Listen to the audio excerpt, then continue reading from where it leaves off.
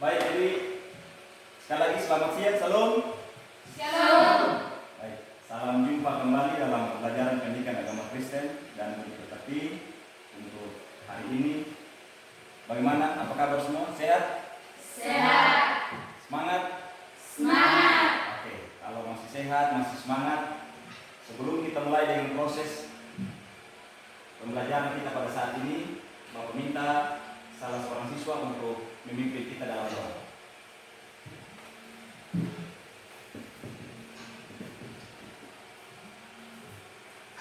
Sebelum kita memulai pembelajaran kita, mari kita berdoa. Tuhan Yesus, saat ini kami mau memulai kegiatan pembelajaran pendidikan agama Kristen dan Bukti. Kami mohon berikan kami kesehatan dan hikmat sehingga kami bisa mengikuti kegiatan ini dengan baik. Terima kasih Tuhan Yesus. Amin. Amin. Baik. Terima kasih untuk Adi Rispan yang sudah pimpin kita dalam doa.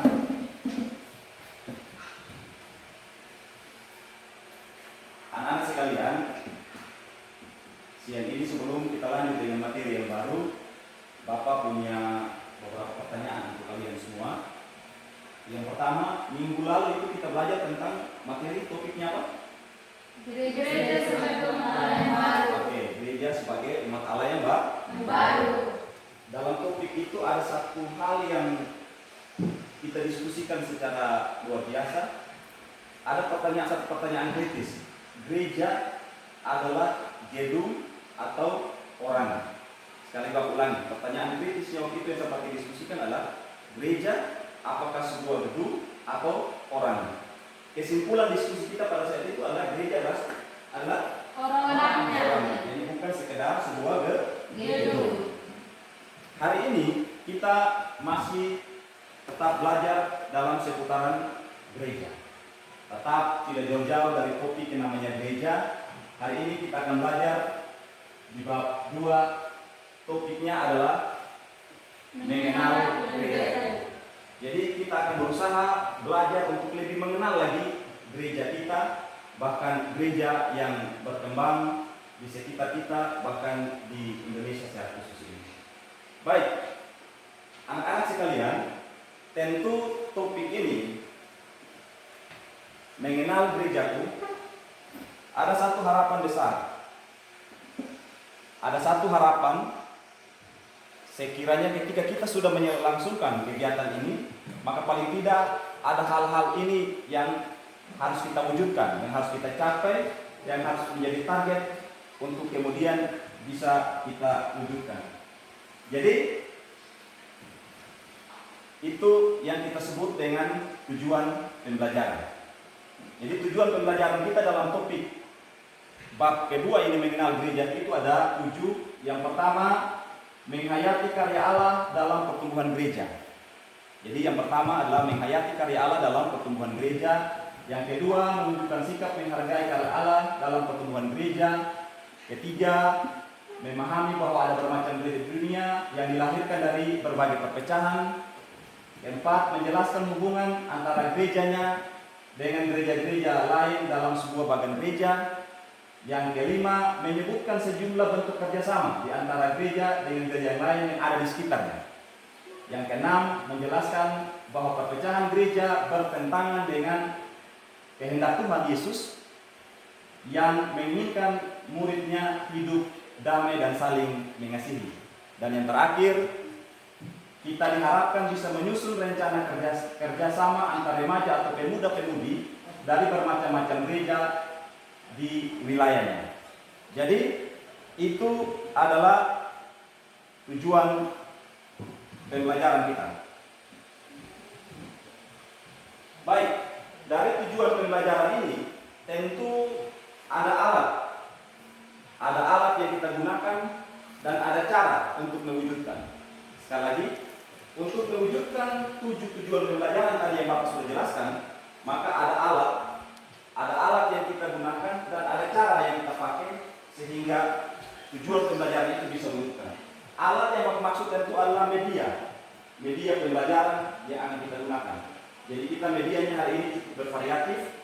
Ada banyak media yang bisa kita, ada lembar kerja siswa, LKPD-nya, kita punya yang namanya tablet pembelajaran, kita punya slide PowerPoint, dan media-media yang lain. Maka setelah kita punya media, ada yang kedua yang adalah cara atau metode atau strategi pembelajaran yang kita mau pakai. Metode yang kita mau pakai yang pertama tentu adalah seperti ini, ada ceramah, ada tanya jawab, ada diskusi, dan terakhir kita bikin kesimpulan dari seluruh proses yang ada pada hari ini. Jadi anak-anak sekalian, itu adalah alat dan cara untuk kita bisa mewujudkan 7 tujuan pembelajaran tadi yang Bapak sudah jelaskan. Baik, untuk kesempatan yang pertama, Bapak akan memberikan soal, ada 2 soal yang anak-anak sekalian harus kerjakan dalam lembar kerja peserta didik.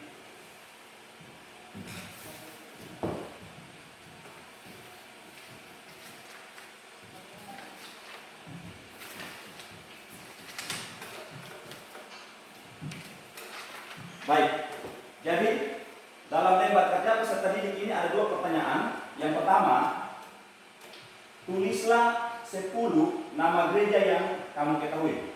Jadi ada 10 gereja mungkin yang itu, silakan ditulis. Yang kedua, mengapa ada banyak sekali gereja di Indonesia? 2 pertanyaan ini harus kita jawab dan waktu kita adalah 5 menit dari sekarang.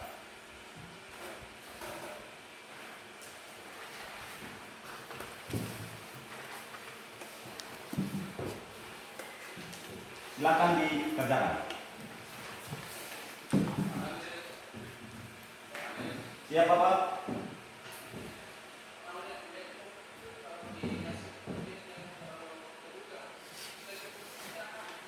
Iya Pak? Iya. Letak.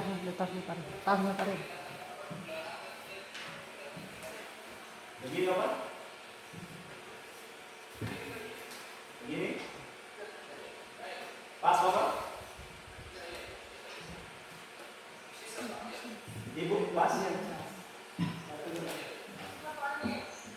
Ya. Oke. Oke. Baik. Anak-anak sudah selesai semuanya? Sudah. Oke, silakan dikumpulkan ya seperti ini.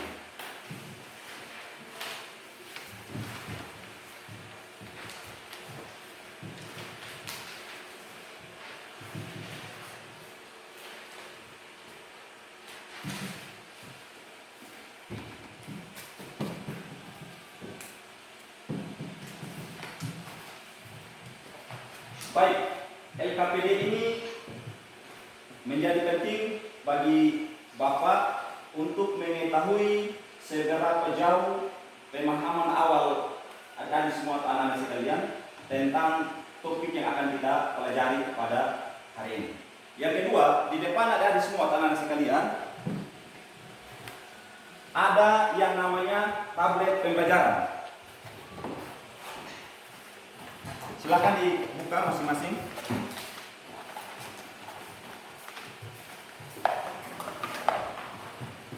Ada tablet pembelajaran.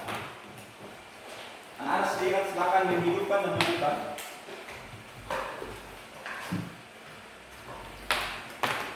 Dan tolong gunakan earphone-nya supaya jangan mengganggu teman-teman yang lain.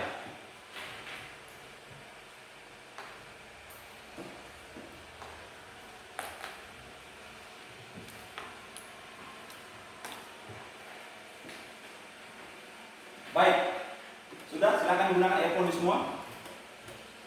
Dalam tablet pembelajaran tersebut sudah ada video yang Bapak download yang tersimpan di file video. Silakan langsung buka videonya. Di situ ada yang namanya video pembelajaran. Video pembelajaran. Tugas adik-adik semua adalah silakan menonton video tersebut, kemudian mencatat semua hal-hal penting. Sekali lagi, tugas adik-adik adalah mencatat, menonton video tersebut, dan mencatat beberapa hal penting. Nanti hal-hal penting itu akan sangat bermanfaat ketika kita masuk dalam tahapan pembelajaran selanjutnya pada saat ini. Silakan menonton.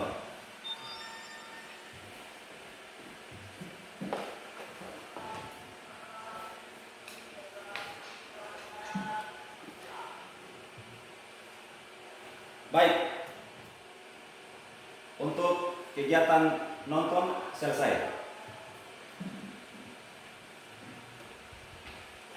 Silakan dirapikan kembali, simpan di atas meja saja, kan masih dipakai dalam kegiatan selanjutnya. Baik, anak-anak sekalian, kalau semua ini menonton dengan baik dan ada banyak hal yang sudah kita bisa pelajari, yang kita bisa dapatkan dari video pembelajaran tersebut.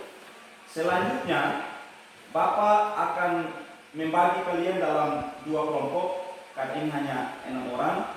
Jadi satu kelompok itu masing-masing beranggotakan 3 orang untuk kita masuk dalam sesi diskusi pada hari ini. Jadi kelompok 1 dideret Bone, Rispan, dan Iin. Sedangkan James dan teman yang 2 di belakang silakan membentuk jadi kelompok 2. Silakan kelompok 1 ke sini, kelompok 2 di sana.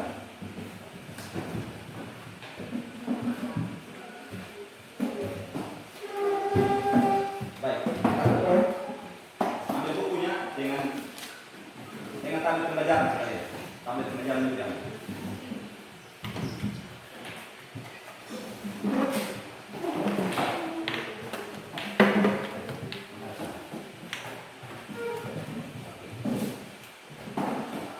Baik, jadi lihat di slide ini. Untuk kelompok 1, silakan berdiskusi. Pertanyaannya adalah jelaskan penyebab perpecahan gereja pertama-tama. Untuk kelompok 1, silakan lihat di slide. Jelaskan penyebab perpecahan gereja pertama-tama. Dan untuk kelompok 2, silakan juga lihat di slide. Jelaskan penyebab perpecahan gereja berikutnya. Jadi kelompok 1 dan kelompok 2 memiliki soal yang berbeda-beda. Untuk soalnya jelas? Jelas. Kelompok 1 jelas? Jelas soalnya? Jelas. Kelompok 2 jelas? Oke, silakan berdiskusi. Dalam suasana diskusi tentu Bapak akan menilai prosesnya dan akan menjadi bahan penilaian Bapak tersendiri. Kali itu mari berdiskusi dengan aktif. Silakan mengembangkan seluruh potensi yang ada untuk kita bisa menemukan jawaban yang paling tepat dari materi diskusi pada saat ini. Silakan.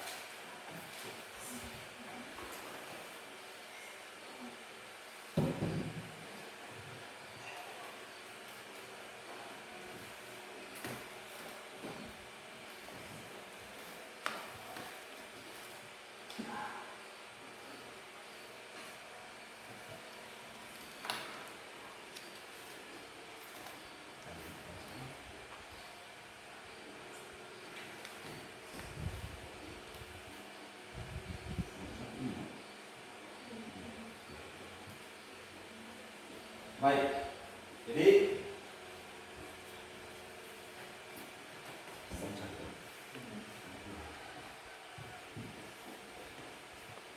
baik, waktu diskusi kita selesai, kita akan masuk dalam sesi mempresentasikan hasil diskusi. Karena itu saya minta kesempatan pertama dari kelompok 1 untuk mempresentasikan. Silakan.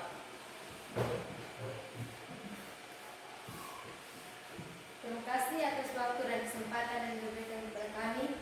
Kami akan menjelaskan hasil diskusi kami kepada Bone selaku ketua kelompok. Saya persilakan. Terima kasih atas waktu dan kesempatan yang diberikan kepada saya. Saya akan menyampaikan hasil diskusi kami dari kelompok 1 dalam topik jelaskan penyebab perpecahan gereja pertama-tama.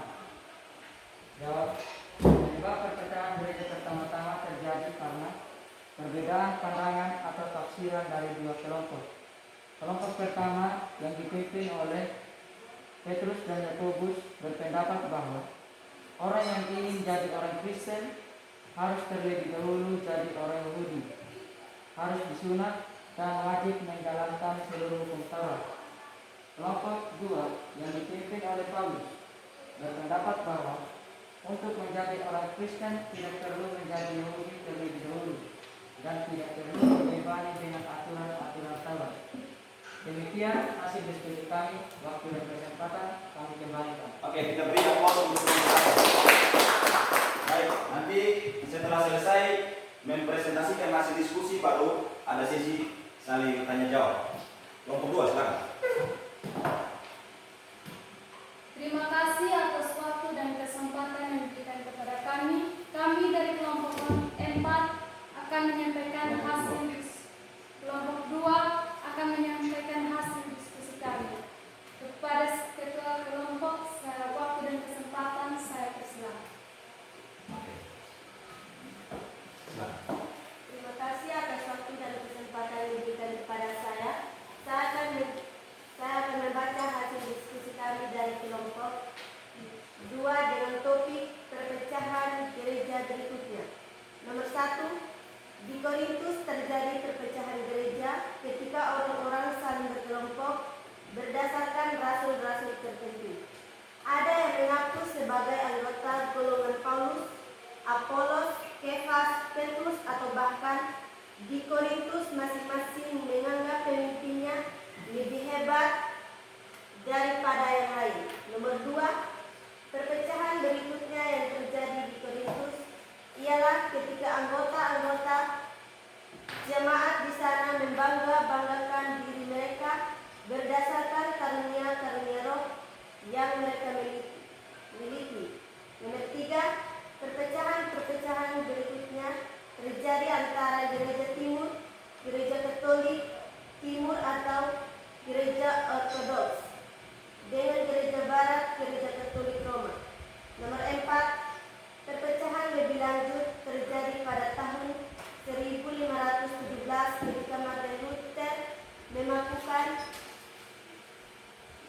95 dalilnya di pintu gereja di Wittenberg yang isinya mengkritik praktik-praktik yang dilakukan oleh gereja Katolik saat ini seperti penjualan surat-surat pengampunan dosa, pengumpulan gereja, relikui orang-orang kudus untuk meningkatkan kesempatan untuk lepas dari api, pengecian, dan lain-lain.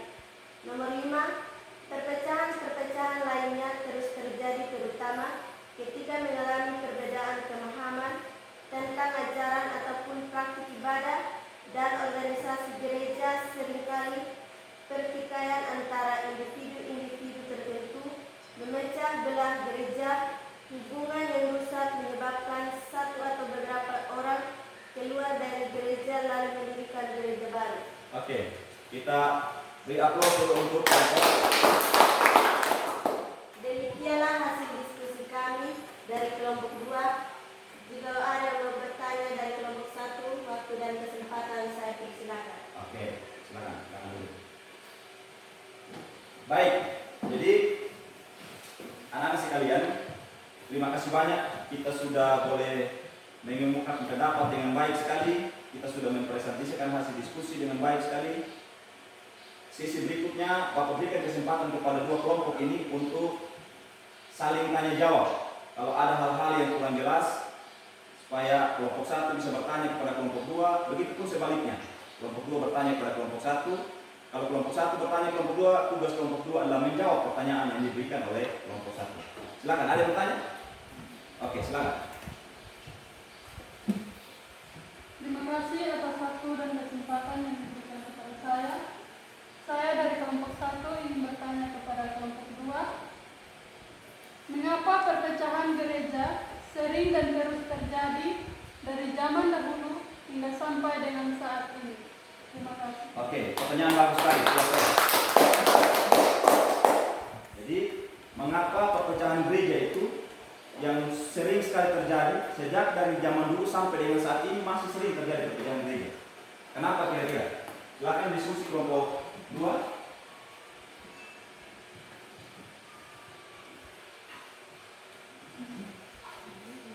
Oke, silakan kelompok 2 menjawab. Terima kasih atas waktu dan kesempatan yang diberikan kepada saya. Saya akan menjawab pertanyaan dari kelompok 1. Menurut kami, perpecahan gereja dari dulu sampai dengan saat ini terjadi karena selalu ada perbedaan pendapat, baik dari para tokoh-tokoh gereja maupun dari umatnya secara keseluruhan. Oke, baik. Kita beri aplaus. Jawaban bagus sekali. Baik, anak-anak sekalian, saya pikir untuk sesi diskusi cukup sampai di sini. Nanti kita akan review kembali materi diskusi sebentar. Kita bikin poin-poin penting dan terakhirnya kita bikin kesimpulan. Silakan kembali ke tempat duduk masing-masing.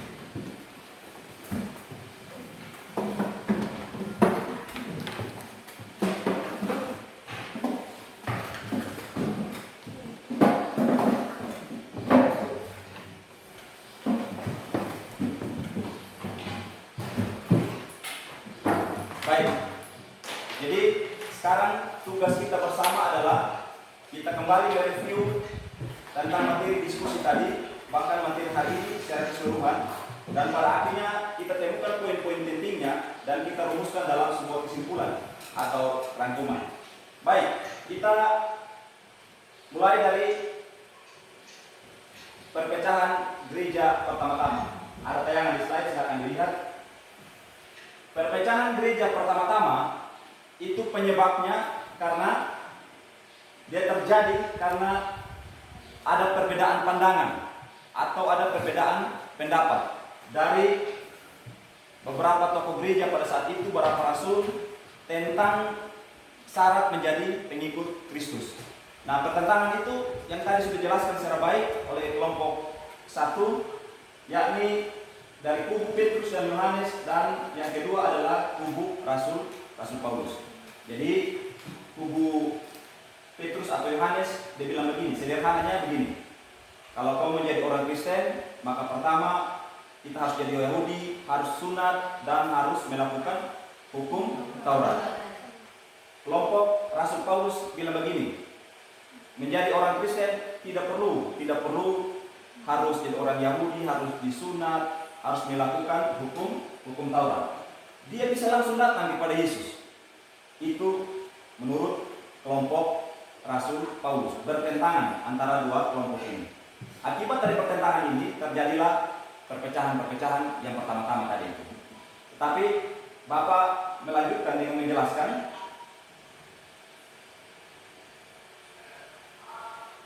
akibat perpecahan itu sekitar tahun 50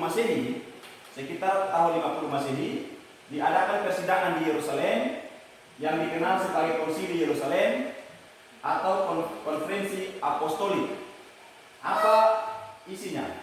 Pada akhir persidangan tersebut dicapai kesepakatan untuk memberlakukan peraturan minimal untuk orang Kristen. Mereka harus menjauhkan diri dari 4 hal. Jadi harus menjauhkan diri dari 4 hal. Yang pertama, mereka harus menjauhkan diri dari makanan yang dipersembahkan kepada berhala. Jadi yang dipersembahkan kepada berhala tidak boleh dimakan. Yang kedua adalah darah. Yang ketiga, makan daging binatang yang mati dicekik. Mati dicekik itu artinya dia mati karena terpaksa, bukan dia mati karena memang ada proses yang baik, dibunuh dan segala macam. Tapi mati cekik seperti ini. Itu mati cekik. Dan yang keempat itu adalah percabulan. 4 poin ini menjadi poin kesepakatan dalam persidangan di Yerusalem yang dikenal sebagai Konferensi Apostolik. Itu adalah titik kesepakatan untuk bisa mempertemukan pertentangan pendapat atau pandangan dari dua kubu tadi. Kubu pertama adalah kubu Petrus dan Yakobus, dan kubu kedua adalah kubunya Rasul Paulus. Yang berikut, B, perpecahan gereja berikutnya. Anak-anak sekalian, setelah terjadi konferensi di Yerusalem, gereja kemudian masih terlibat dalam beberapa perpecahan lain. Masih ada beberapa perpecahan yang terjadi. Yang pertama itu, kalau Anda lihat di slide, poin 1-2 tadi sudah dijelaskan oleh kelompok 2 materi diskusinya secara baik. Itu perpecahan yang terjadinya di Korintus. Jadi yang pertama, masing-masing menganggap pemimpinnya itu lebih hebat daripada yang lain. Jadi pada saat itu di Korintus ada kelompok, ada Apolos, ada kelompok Petrus, bahkan ada kelompok pengikut Yesus. Mereka masing-masing ini klaim bahwa saya punya pengikut ini lebih hebat. Yang satu kelompok ini lebih hebat saya punya pemimpin. Akibatnya terjadi gesekan sosial dan terjadi perpecahan. Yang kedua, dalam level anggota jemaat, mereka juga mulai membangga-banggakan diri sesuai dengan karunia roh. Jadi kalau ada yang bisa berkhotbah, ada yang luar biasa, ada yang macam-macam punya talenta-talenta khusus, itu mereka mulai membangga-bangga dirikan. Dan yang ketiga adalah perpecahan antara gereja timur dan gereja barat mengenai kedudukan Roh Kudus. Jadi tadi sudah dijelaskan secara baik oleh kelompok 2. Yang keempat, ini Martin Luther mengkritik praktik-praktik yang dilakukan oleh gereja Katolik saat itu. Jadi Martin Luther ini adalah tokoh reformasi. Dialah yang mengkritik praktik-praktik yang dilakukan oleh agama Katolik pada saat itu tentang beberapa hal. Salah satunya adalah surat penghapus dosa yang disebut dengan surat indulgensia. Jadi beliau mengatakan bahwa yang mempunyai kewenangan untuk mengampuni dosa bukan soal seberapa besar kita punya kemampuan membeli indulgensia, tetapi adalah iman kepada Yesus. Keselamatan itu hanya kepada Tuhan. Akibatnya dari situ perpecahan gereja terjadi dan sekarang melahirkan namanya agama Kristen, Protestan. Kita punya agama, salah satu adalah karena upaya kritik yang dilakukan oleh Martin Luther. Setelah Martin Luther, anak-anak sekalian, masih juga terjadi perpecahan, terutama yang terkait dengan perbedaan tentang ajaran agama, tentang organisasi gereja dan sebagainya. Jadi perbedaan itu terus terjadi pada saat itu.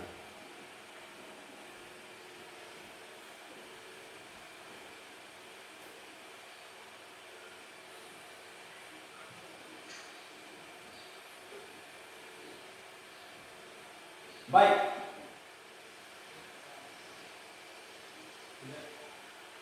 Jadi yang paling penting ini untuk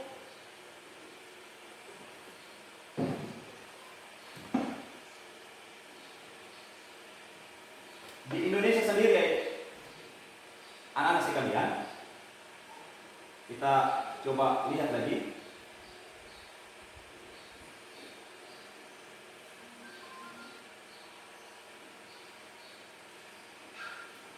Ya, jadi ada upaya yang dilakukan pada saat itu untuk menghindari perpecahan lebih lanjut.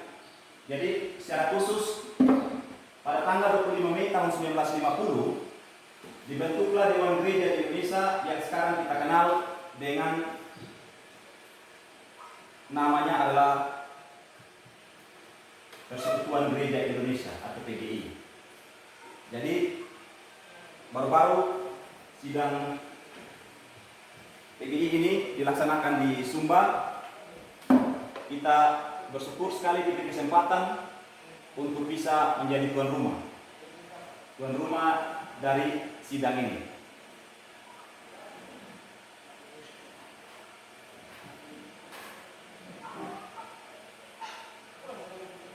Baik, saya lanjut yang materi berikut adalah gereja mengusahakan kesejahteraan kota. Anak-anak sekalian, gereja hadir bukan supaya ada menimbulkan perpecahan, bukan supaya ada kelompok-kelompok yang saling konflik, tetapi gereja hadir untuk menjadi berkat bagi kota dan seluruh dunia. Jadi orang Kristen itu tidak cukup kalau hanya berdoa, membaca Alkitab, pergi ke gereja, memuji Tuhan saja. Ada banyak tugas yang harus dikerjakan bagi masyarakat di sekitarnya. Jadi ada banyak sekali tugas yang bisa dilakukan orang Kristen, bukan sekedar kita ke gereja, bukan sekedar kita membaca Alkitab, bukan sekedar kita memuji Tuhan. Tapi ada tugas-tugas kemanusiaan yang lain yang bisa kita lakukan dalam upaya yang menjadi topik kita lah, mengusahakan kesejahteraan kota.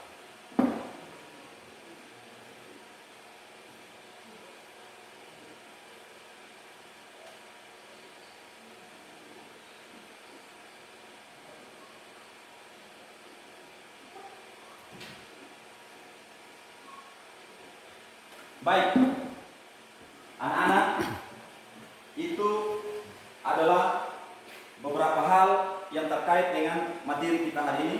Sebelum kita merangkum semua, Bapak memberi kesempatan kepada kita untuk bertanya kalau ada pertanyaan yang harus kita jelaskan di sana. Silakan. Ada yang bertanya? Oke, silakan. Terima kasih atas waktu dan kesempatan yang diberikan kepada saya. Saya ingin bertanya, mengapa para pemuda dan pemudi sedikit sekali yang suka terlibat dalam kegiatan-kegiatan gereja, terutama dalam beribadah? Oke, baik. Pertanyaan yang bagus sekali. Pertanyaannya adalah mengapa pemuda-pemudi sangat sedikit yang terlibat dalam kegiatan-kegiatan gereja, terutama dalam kegiatan-kegiatan ibadah. Anak-anak sekalian, saya langsung jawab pertanyaan ini. Persoalan keaktifan atau keterlibatan pemuda bukan menjadi rahasia umum. Jadi dewasa ini banyak sekali pemuda yang lebih suka keliaran di luar ketimbang mengikuti kegiatan-kegiatan gerejawi. Mereka dalam tanda kutip itu seakan-akan jauh dari gereja dan jauh dari Tuhan. Ini pergumulan bersama semua orang. Bukan hanya kita di Indonesia, tapi bukan hanya kita di Sumba ini, tapi semua di Indonesia mengalami pergumulan yang sama. Jadi anak-anak sekalian, di sini memang membutuhkan niat yang tulus, usaha kerja keras yang luar biasa dari kita sekalian untuk bisa mengaktifkan para pemuda ini untuk mereka bisa terjun, karena mereka harus kita ingat, termasuk kita semua ini adalah tulang punggung gereja. Masa depan gereja itu ada di pundak kita.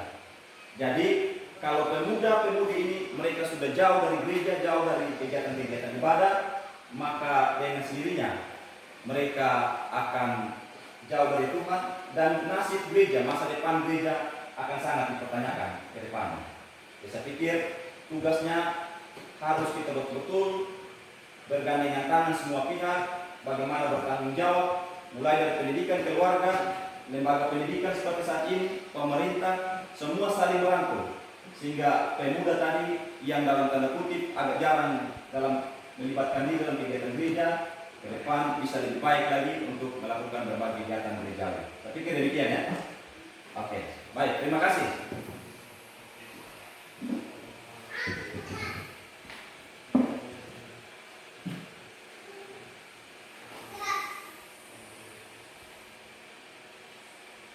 Baik,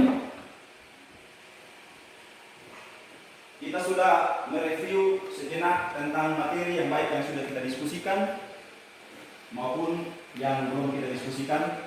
Sekarang mari kita sama-sama membuat satu kesimpulan, satu rangkuman terkait dengan keseluruhan materi pada hari ini. Ada beberapa poin yang bisa kita simpulkan atau bisa kita rangkumkan dalam pembelajaran hari ini. Yang pertama, kita bisa lihat di slide Bapak sudah pajang. Ada banyak gereja di dunia, bahkan saya khusus di Indonesia. Gereja-gereja tersebut umumnya itu lahir dari perpecahan. Jadi banyak gereja itu lahir dari perpecahan. Padahal Tuhan Yesus sendiri tidak menghendaki perpecahan gereja. Jadi Tuhan Yesus tidak pernah berkeinginan gereja yang dibentuk itu kemudian terpecah belah. Karena hal itu, ketika terjadi perpecahan, karena hal itu akan menghambat kesaksian gereja kepada dunia bahwa Tuhan Yesus telah mendamaikan seluruh umat manusia. Karena itu gereja terpanggil untuk mengusahakan persatuan dan kerjasama yang baik antara satu sama lain. Poin berikut, gereja juga terpanggil untuk mengusahakan kesejahteraan umat manusia di dunia. Ada banyak hal yang telah dan terus kita buat sebagai warga gereja di dunia ini. Beberapa hal tersebut saya kasih contoh adalah melestarikan lingkungan hidup dan berjuang melawan perusakan. Jadi kita harus urus ini bumi, bukan menjadi bagian yang merusak ini bumi. Itu maksudnya seperti itu. Dan masih banyak tugas-tugas lain yang bisa dikerjakan oleh gereja di dunia ini untuk mewujudkan keberhasilan bagi manusia. Jadi itu adalah kesimpulan yang bisa kita ambil dari pembelajaran pada hari ini. Selanjutnya, sebelum kita menutup kegiatan ini, Bapak punya tugas untuk kalian semua. Silakan lihat di slide tugasnya, ditulis.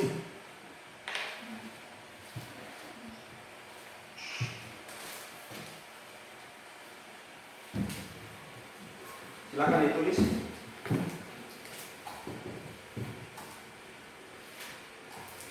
Adik-adik tugasnya adalah buatlah rencana kerjasama antara remaja atau pemuda atau pemudi dari bermacam gereja di wilayah masing-masing yang berasal dari bermacam-macam gereja tersebut yang ada di wilayah sekitar kita. Tadi saya lihat banyak gereja yang ada di wilayah sekitar, dan itu tugas kalian adalah buat rencana atau program yang bisa melibatkan para pemuda pemudi dari bermacam-macam gereja tersebut. Tugas ini dikerjakan dan besok harus dikumpulkan kembali.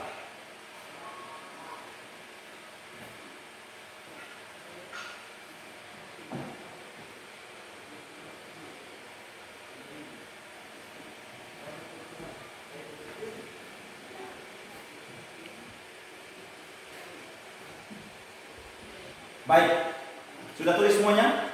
Sudah, Kak. Jadi sebelum kita menutup seluruh rangkaian kegiatan pembelajaran hari ini, Bapak memberikan beberapa pesan untuk kita semua. Yang pertama, tugas kita sebagai pelajar adalah terus belajar. Belajar itu tidak hanya di sekolah saja, tidak hanya belajar pada saat ini, tapi juga belajar besok di rumah atau di mana saja. Tugas kita adalah disiplin dalam belajar. Yang kedua, kita tahu memang tantangan kita dalam belajar saat ini luar biasa besar. Hari ini kita yang terlibat hanya 6 orang, karena memang di sekitar kita ada virus yang sangat mengganggu. Bahkan virus tersebut sudah banyak merenggut nyawa, yang kita kenal dengan virus corona atau COVID-19. Karena itu Bapak pesankan kepada kalian semua, tetap patuhi protokol kesehatan.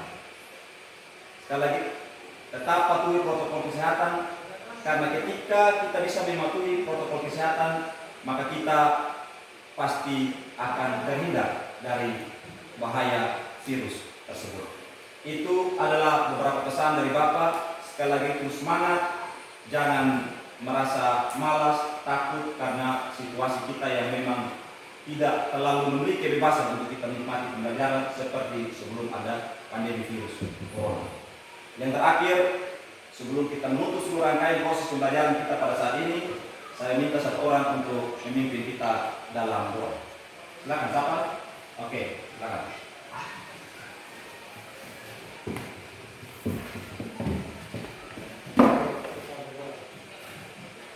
Terima kasih Tuhan Yesus atas penyertaan-Mu, sehingga kami sudah menyelesaikan kegiatan pembelajaran pendidikan agama Kristen dan diberkati dengan baik. Kami tetap memohon dengan kasih-Mu dalam melanjutkan kegiatan berikutnya. Terima kasih Tuhan Yesus. Amin. Oke, baik, terima kasih Bone.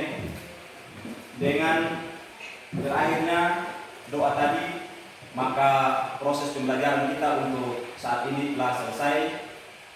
Sampai jumpa untuk dalam proses pembelajaran selanjutnya, dan shalom. Shalom.